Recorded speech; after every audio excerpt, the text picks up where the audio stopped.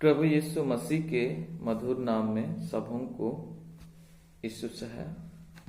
और इस नया वीडियो में पुनः मैं आपका हार्दिक हार्दिक अभिनंदन और स्वागत करता हूं और प्रभु को भी धन्यवाद देता हूं जो कि मुझे और आपको प्रभु ने अब तक स्वस्थ जीवन और सुंदर जीवन के साथ में रखा है।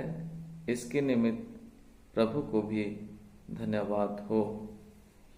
प्रियो, आज का विषय है हम परमेश्वर से कैसे प्रार्थना करें या हम प्रभु से किस तरह से प्रार्थना करें जिससे मुझे और आपको बहुतायत से आशीष मिल सकती है।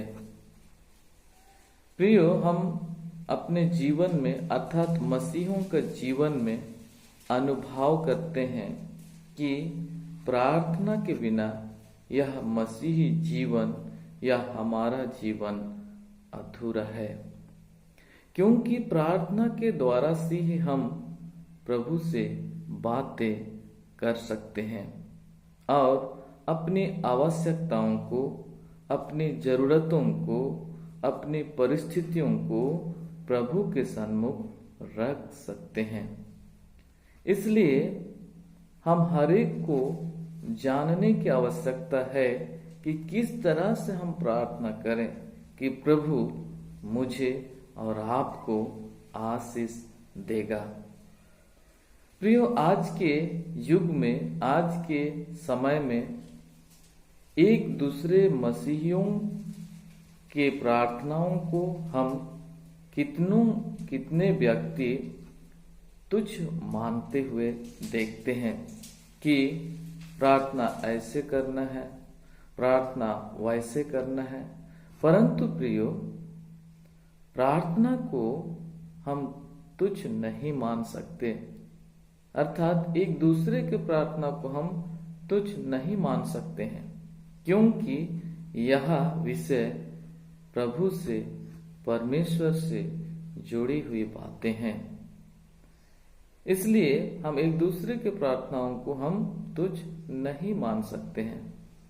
परंतु हम हर एक पवित्र धर्म शास्त्र में देखते हैं तो हमें मिलता है लूका रचित सुसमाचार अध्याय 18 पद 9 से 14 में लिखा हुआ है।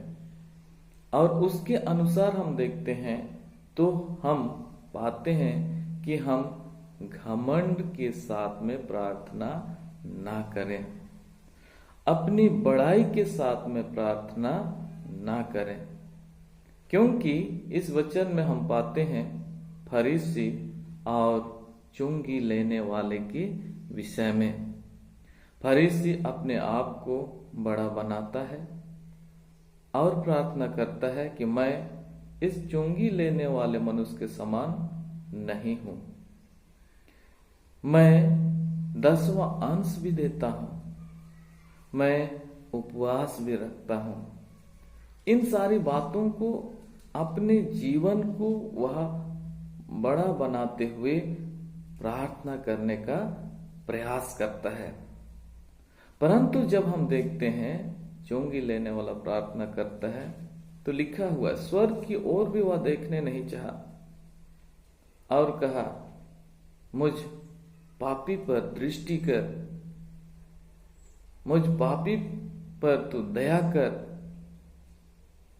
यहां पर विषय देखते हैं कि एक तरफ देख रहे हैं फरीसी जो अपने आप को बड़ा बनाते हुए प्रार्थना करता है, और एक जो चुंगी लेने वाला अपने आप को छोटा बनाते हुए प्रार्थना करता है, दीनहीन होते हुए प्रार्थना करता है, जिसके द्वारा से दृष्टांत में देखते हैं कि पहले का प्रार्थना से जो बाद में किया गया अर्थात चुंगी लेने वाला किया गया, उसी को आशीष दिया गया। इस प्रकार से प्रियो, हम जब भी प्रार्थना करें अपने आप को बड़ा बनाते हुए ना करें। जब भी प्रार्थना करें हम अपने आप में घमंड करते हुए ना करें, क्योंकि हम वचन में देखें कि हम दीनहीन के साथ में यदि हम प्रार्थना करते हैं तो प्रभु मुझे और आपको आशीष देगा।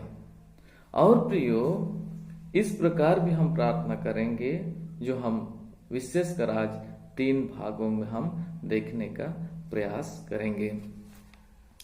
पहला भाग में हम देखते हैं प्रार्थना के विषय में, प्रभु के तमाम दया और आशीषों को जो विगत समयों से आप तक के जीवन में मुझे और आपको प्रभु ने दिया है, उसके निमित्त सर्वप्रथम प्रभु को धन्यवाद देना है कि आप तक के जीवन में प्रभु ने मुझे और आपको स्वस्थ जीवन के साथ में रखा है।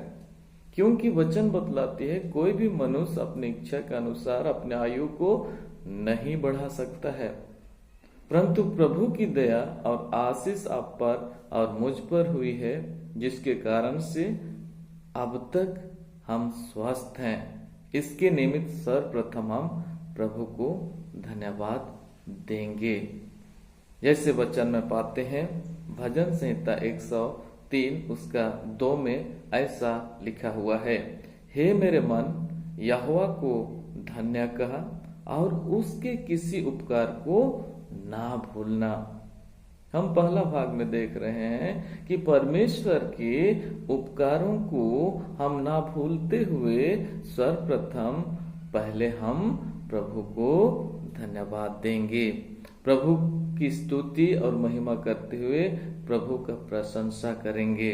यह हमने पहला भाग में रखा है। वैसे ही हम दूसरा भाग में देखते हैं अपनी जरूरतों, अपनी आवश्यकताओं की हम मांग कर सकते हैं। अपने जरूरतों, अपनी आवश्यकताओं को प्रभु से हम मांग सकते हैं। जैसे वचन में लिखता है यूहन्ना 14 उसका 14 वचन में, यदि तुम मुझसे मेरे नाम से कुछ मांगोगे तो मैं उसे करूंगा। यदि तुम मुझसे मेरे नाम से कुछ मांगोगे तो मैं उसे तुम्हारे लिए क्या करूंगा? काम करूंगा। प्रियो, हम दूसरा भाग में देख रहे हैं कि हमारी जरूरत, हमारी आवश्यकताओं को हम मांग सकते हैं। वैसे तीसरा भाग में हम देखेंगे अपने पापों से क्षमा की मांग करें, अपने पापों से क्षमा की मांग करें।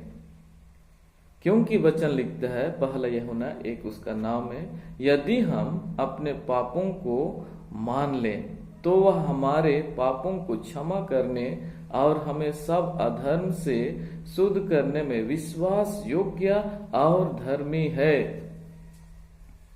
यदि हम अपने पापों को मान लें तो प्रभु हमें शुद्ध करने और विश्वास योग्य और धर्मी है। इसलिए प्रियो,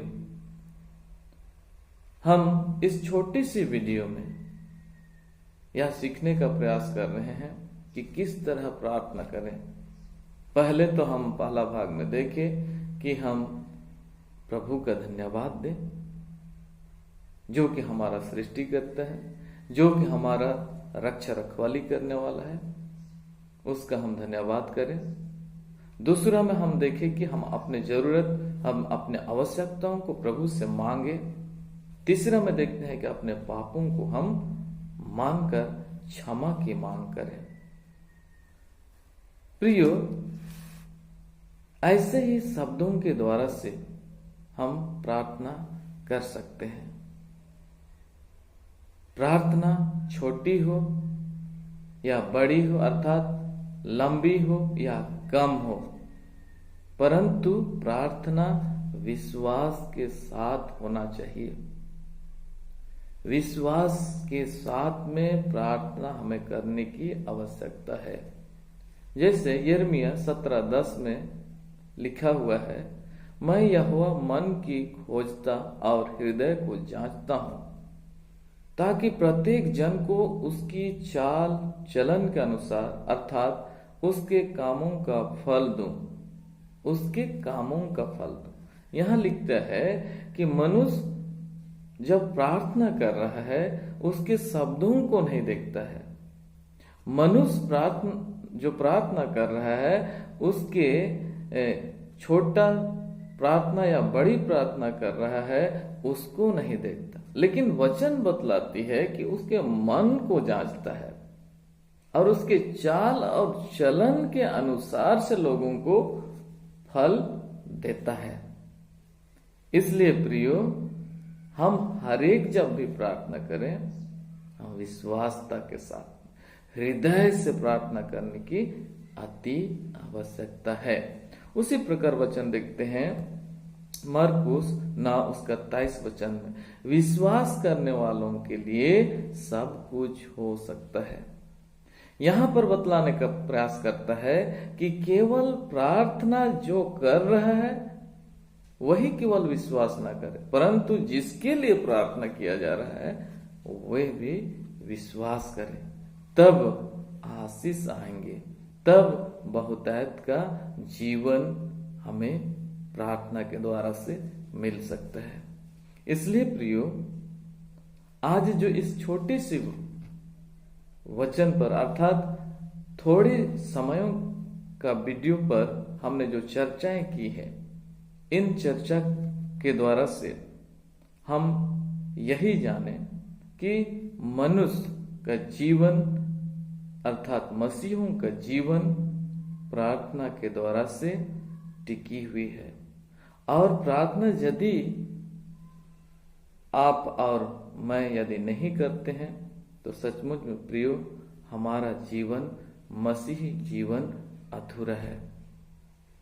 इसलिए हम सभी कोई मसीह में रहकर प्रार्थना करें, विश्वासता से प्रार्थना करें, अर्थात प्रभु से बातें करें, ताकि हर एक को प्रभु हमारी आवश्यकताओं को वह पूरा कर सके।